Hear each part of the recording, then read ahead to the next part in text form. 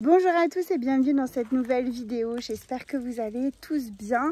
Aujourd'hui nous sommes devant Maurice parce qu'il est grand temps de vous le présenter en long, en large et en travers. Ça fait plusieurs mois qu'il est avec nous, donc maintenant on commence à le connaître un petit peu sous tous les angles. Donc eh bien il est temps que vous aussi vous le connaissiez.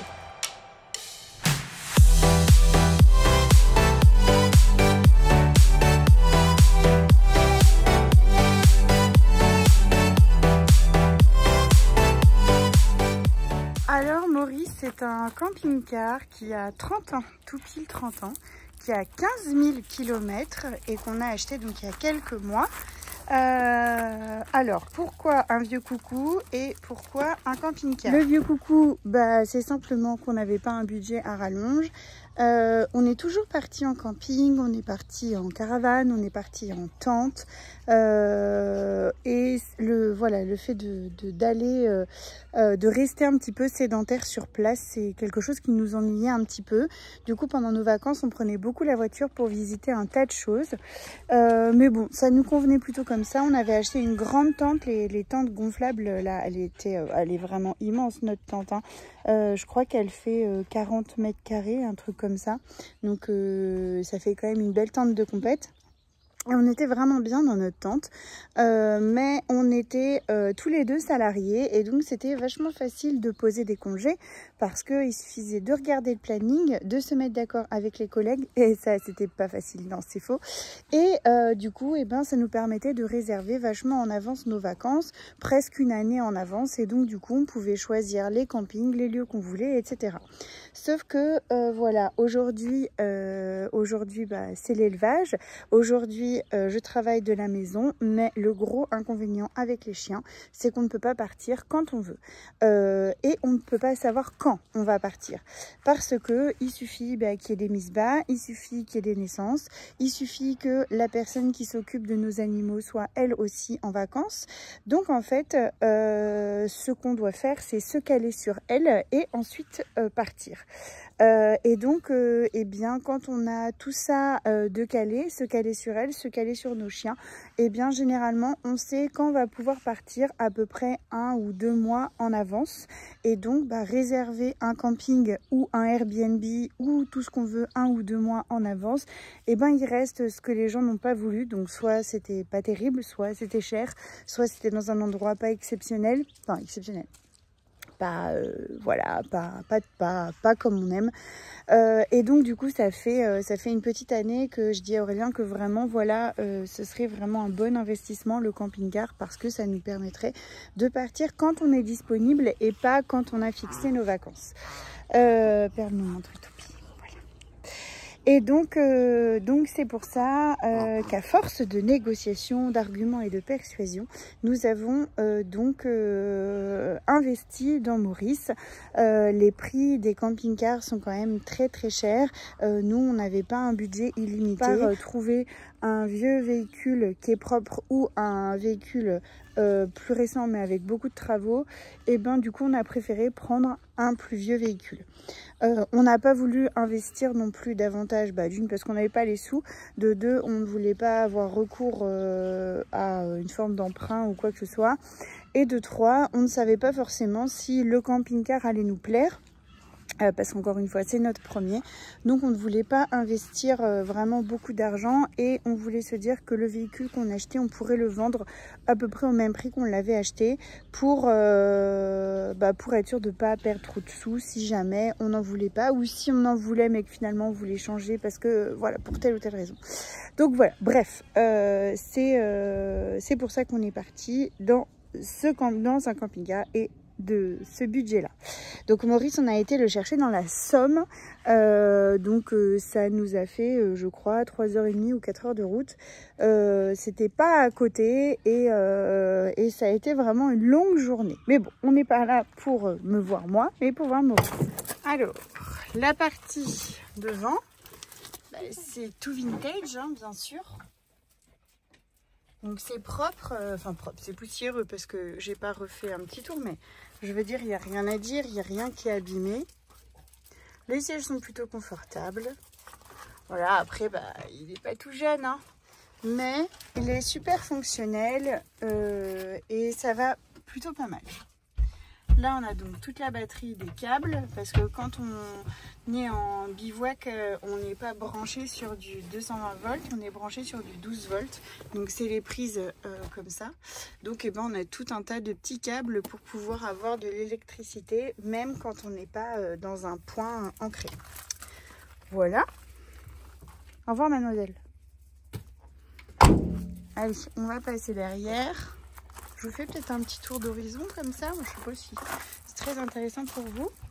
Alors, en termes de soutes, il faut savoir que les camping-cars de ces années-là avaient très peu de soutes. Donc, nous, on n'a que cet espace-là, qui est quand même très petit, mais on arrive à caler les 5 chaises extérieures, les boules de pétanque, enfin voilà, des petites babioles.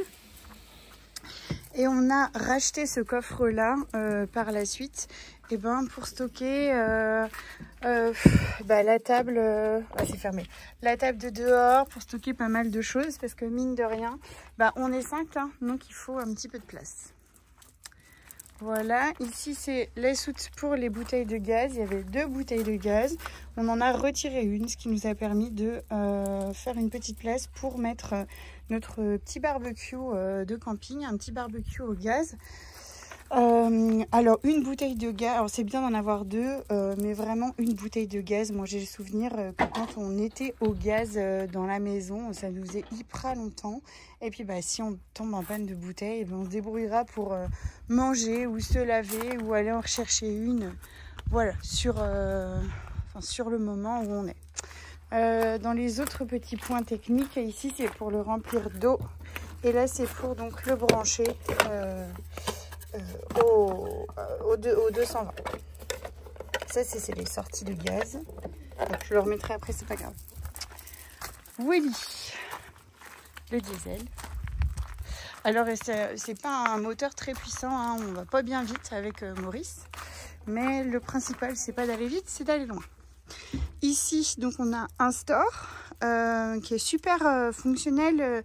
Je crois qu'il fait 3 mètres ou 2,50 m de large, donc en vrai on tient largement tous les 5 avec la table. Là le petit marchepied qui s'ouvre et qui se ferme, et donc on rentre donc dans la bête. Il y a encore un petit peu de bazar parce qu'on est en train de charger pour partir, hein. Donc on a une première table ici, donc où on tient à 4, et donc on a une deuxième table ici où on tient à 2. Donc ce qu'on fait pour manger, c'est qu'on se sépare. Il y a 2 personnes qui mangent ici et 3 personnes qui mangent là. Souvent c'est les enfants qui mangent ici et nous on mange tous les deux là. Voilà. Au niveau des fenêtres, ce que je voulais, c'était des fenêtres en fait qui s'ouvrent comme ça, ce qui fait que les enfants peuvent les laisser ouvertes pendant qu'on roule, alors que les fenêtres qui s'ouvrent comme ça, ils sont obligés de les fermer. Donc ils ont un plus une impression un peu d'asphyxie. Donc voilà. Après, nous avons plein de rangements. Donc là, moi, j'ai rangé toutes mes affaires du coup pour les vacances. Là, il y a les affaires à papa. Papa, il a encore rien fait. Là, il y a les affaires à moi. Là, c'est le placard de perles. Là, il y a tout un tas de petites... une trousse que j'ai fabriquée, les lunettes de soleil, des petites lingettes. Ouais. Ça, c'est des petites lumières. Le panneau de contrôle. D'ailleurs, il n'y a que cette partie qui fonctionne. La partie du haut ne fonctionne pas. Si quelqu'un ici il connaît quelque chose, on est preneur. Le truc pour le gaz.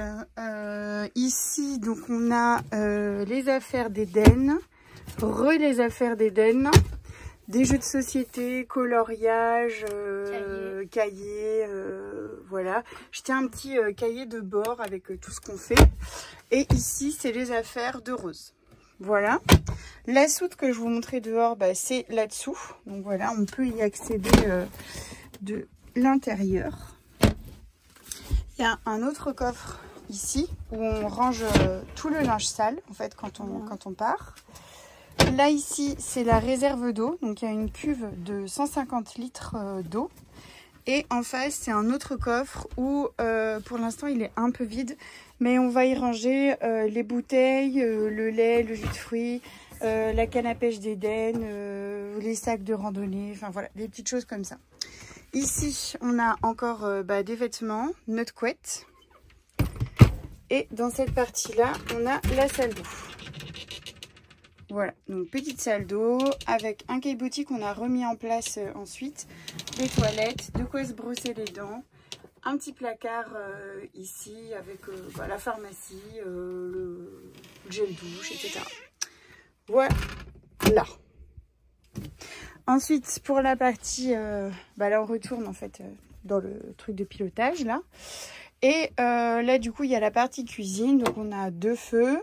Le frigo qui fonctionne au 12 volts, qui fonctionne au 220 volts et qui fonctionne aussi au gaz.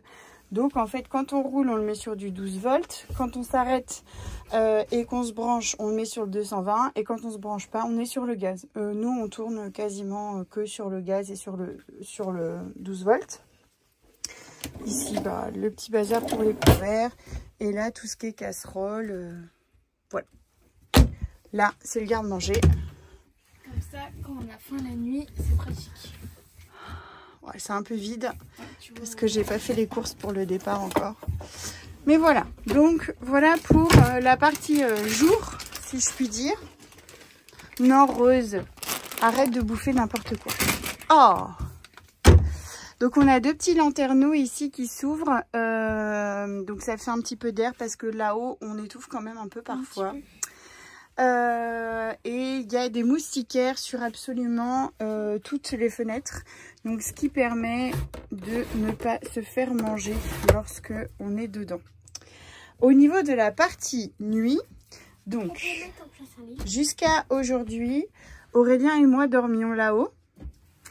2 enfants dormaient ici et un enfant dormait là. Je dis un enfant parce qu'en fait ça a changé tout le temps, on alterne tout le temps. Sauf que il y avait beaucoup de bagarres parce que ça c'est vraiment pas large, je crois que ça fait 1,10 m. Et donc les enfants se bagarraient, c'était vraiment invivable, vraiment on s'est fâché plein de fois. Et rigole pas parce que toi t'es la cause numéro 1 de la bagarre. Non, c'est Père Eden. Ouais. Donc voilà, eu beaucoup de fâcheries. Donc ce qu'on a fait en fait c'est il y a des petites tables de nuit là qui sont mises en place. Hop. Donc on a mis un système pour que nous on puisse dormir ici, on a ragrandi. Du coup il y a 2 enfants qui dormiront là et un enfant qui dormira là. Et si ils ne sont pas sages, si ça rigole, si ça se bagarre, si ça coasse ou quoi que ce soit, eh bien on inversera parce qu'ils veulent absolument dormir dans la capucine. Donc la capucine c'est la carotte, t'es sage tu dors dans la capucine, t'es pas sage tu dors dans ce lit là. Oui, ils échangent. Ou on échange. Et c'est pareil, ça va aller. Donc ce que je vous propose, c'est qu'on le mette en place, Maurice, pour la partie nuit, pour que vous vous rendiez compte de ce que ça donne. Donc là-haut, ça change pas. Donc il y a toutes les couettes, là, tout le stock de duvet pour les enfants est en haut. Tous les oreillers sont là. Là, il y a les draps qui vont sur ces 2 lits-là. Et notre couette, je vous l'ai montré, qui va là pour la journée. Donc attention. Attendez, hein, je vais vous faire peut-être une petite transition de fou là. Est-ce que ça a marché? 1, 2, 3. C'est pas bête et me dit oui mais t'expliques pas comment ça marche. Elle a pas tort. Donc du coup je pense que Perle va me filmer. D'accord. Et que moi je vais vous faire la démo. Les sacs à la base ils sont rangés. C'est juste que je sais pas encore où les mettre. Mais t'as dit que tu les mettrais sous là-bas là. Sous le machin. Ah oui c'est vrai que je voulais les mettre là. Alors, on a ces petites mousses-là qui sont scratchées durant le transport pour éviter que ça bouge. Tiens. Hop. Tiens, Rose, donne-moi les sacs, je vais les mettre direct. Attends. Là, donc, il y a les coffres. Ou pour l'instant, c'est un peu Là-dedans, les sacs. Vas-y. Oh, c'est mis avec douceur et délicatesse. Hein. Attends. Il y avait une télé, qui fonctionnait sur le 12 volts, mais on l'a retirée parce que bon, les vacances pour nous c'est pas regarder la télé. Et là donc c'est la cuve d'eau propre.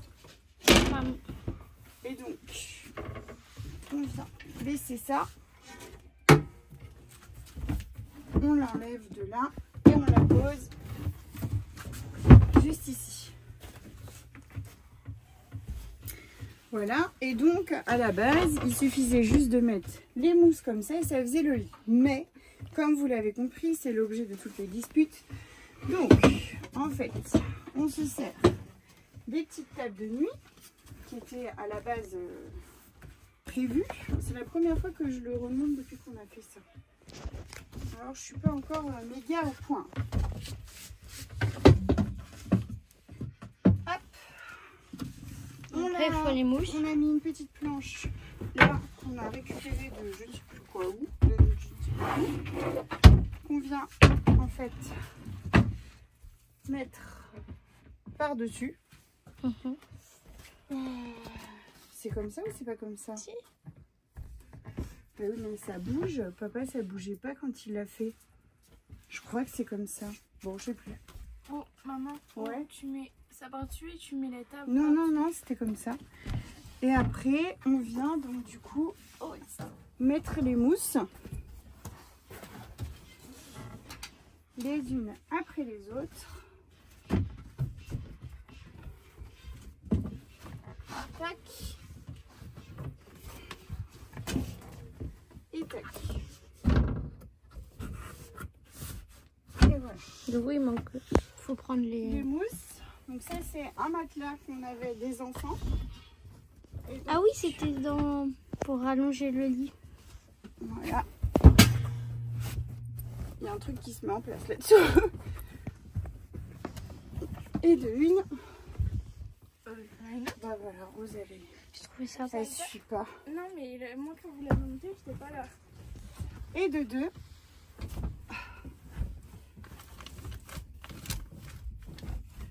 Voilà. Et pour le petit bout qui manque, en fait, il y a un petit bout là-haut. Voilà. Qui va juste dans le trou là-bas. Et donc, du coup, nous, ça nous fait donc notre lit ici. C'est Perle qui va vous faire la démonstration. Donc les petits coussins, c'est pour la route, puis pour la nuit aussi. On soulève ça déjà. Hop, fais pareil de l'autre côté. Voilà. On plie le petit pied. Je sais plus comment on fait. Tu se la soulèves. Et après, tu plies le pied.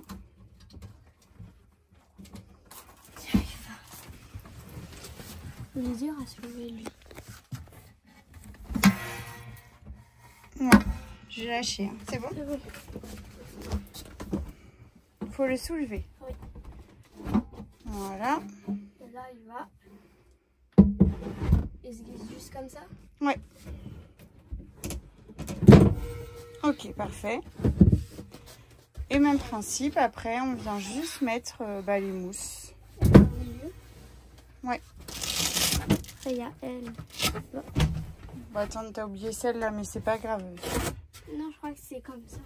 Non, c'est l'inverse. C'est les petites à la tête et aux pieds et celles du milieu au centre. C'est l'inverse. Bon, c'est pas grave. On va pas dormir là, je te dis. Non, mais si, parce que ça fait une bosse là. Ah oui. C'est pas celle-là, chérie, c'est celle-là. Voilà, mais bon, ces deux-là, elles vont aux extrémités. Et en fait, ça fait la tête, vu qu'elles sont pas... En vrai, normalement, on n'aurait pas besoin de coussin. Mais nous, on aime bien être un petit peu plus haute. Oui, oui, Voilà. Et là, donc, il y a un enfant qui dort. Voilà. Bien joué, mademoiselle. Donc, voilà un petit peu comment on s'installe. En vrai, ça se fait, mais hyper vite. C'est absolument pas chaotique. Parce que les enfants participent et puis nous aussi, ça va vite et bien. Pour vous montrer un petit peu notre périple, donc nous on habite dans Lyon, donc on va descendre en direction de l'Auvergne. Donc on passe, alors c'est pas exact la route mais ça vous donne une idée.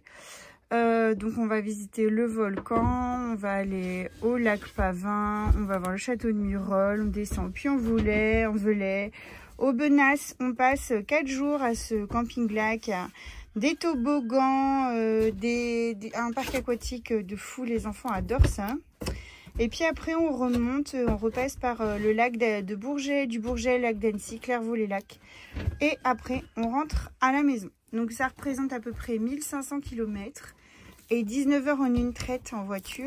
Voilà, donc j'ai tout préparé, j'ai fait des petits tableaux où date par date, je mets à peu près où on doit être, ce qu'on peut faire à cet endroit-là.